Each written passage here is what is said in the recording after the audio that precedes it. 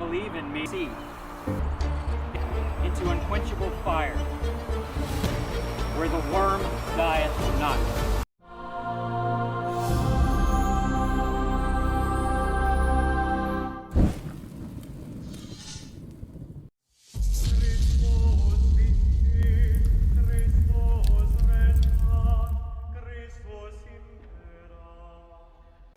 Glory to Jesus Christ. Glory forever.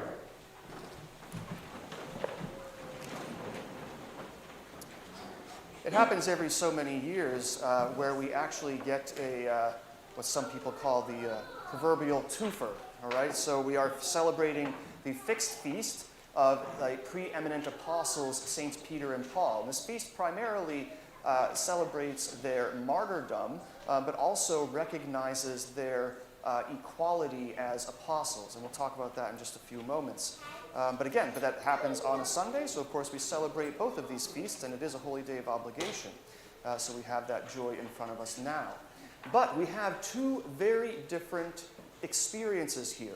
Now, to be an original apostle, they are, as we know, the apostles were the ones who were called directly by Jesus Christ to follow him. They answered that call, and they spent those 3 years with him in his earthly ministry, witnessing every miracle, listening to every teaching, being with him, seeing, experiencing this presence of God right in front of them.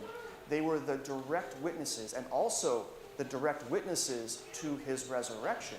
And what do we hear in the Acts of the Apostles when, after Judas Iscariot has hung himself, they said, we need a replacement for this apostle. We need someone who has also witnessed his resurrection. But now let's look at Paul. Paul is very different. At this moment, at the time of the resurrection, soon afterwards, Paul himself is actually a persecutor of the church. As we know, he was present at the stoning of the proto-martyr Stephen, the deacon Stephen. He was there possibly overseeing it, or who knows if he was inciting a riot, or who knows what kind of things were going on there. Regardless, he was persecuting the church, but also he too was chosen by Jesus Christ to be a witness of him. And it's very interesting, as we know, again from the Acts of the Apostles, Paul was journeying on his road to Damascus. He's stricken, he's blinded by the light of Christ, and he falls off of his horse. And again, he's still a little doubtful. He's not sure what he's experiencing, but he comes to true belief and full faith in Jesus Christ. But he does not learn any of the teachings from other men or from the apostles. He is taught directly by Jesus Christ, which mimics the other apostles, again, as they are taught directly by Jesus Christ. But his spiritual teaching, so to speak, receiving this message directly from the already risen and already ascended Christ, his message confirms that which has been received and witnessed by the other apostles. And witness is one thing, and we have there's witness and confession. Sometimes we think in the modern term, we think of confession as we go to the sacrament of reconciliation and we offer up, we verbally speak those sins that we have committed. But a confession can be in the positive. We confess the truths. We confess the creed, And what do we see here with Peter? Very beautiful scenario, right? This 16. Here we go. Jesus asks them a question. Okay, he's with his apostles, and he says, who do the people say that the Messiah is? Who do the people say that the Son of Man is supposed to be? And so they give up these answers. They say, well, people are saying, maybe it's John the Baptist, maybe it's Elijah come back, or John the Baptist come back, or, maybe it's some other prophet. And so this is the murmurings of the people. Okay, but he asks his chosen apostles again, he says, but who do you say that I am? As we can imagine, the apostles may be thinking to themselves, what do I truly believe? What is my faith? What is my experience? And the first person, and in this passage, the only person to speak up, and to speak up boldly, the only person to confess and to witness to the truth is Peter.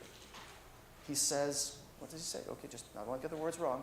He says, you are the Christ, which we know means anointed one, right? The Son of the living God. Now, if they were in a larger group or crowd, if the Pharisees, Sadducees, scribes, if any of the other Sanhedrin were present at this confession, Peter making that confession would have resulted in immediate stoning because he has blasphemed in their eyes. He has said that a man is God. But against this possible opposition, against possible insurgents within their group, because again, who knows what anyone truly believes, right? But Peter himself is offering up this confession, even though that those very words could result in his death. And he says, "You are the Christ, the Son of the living God."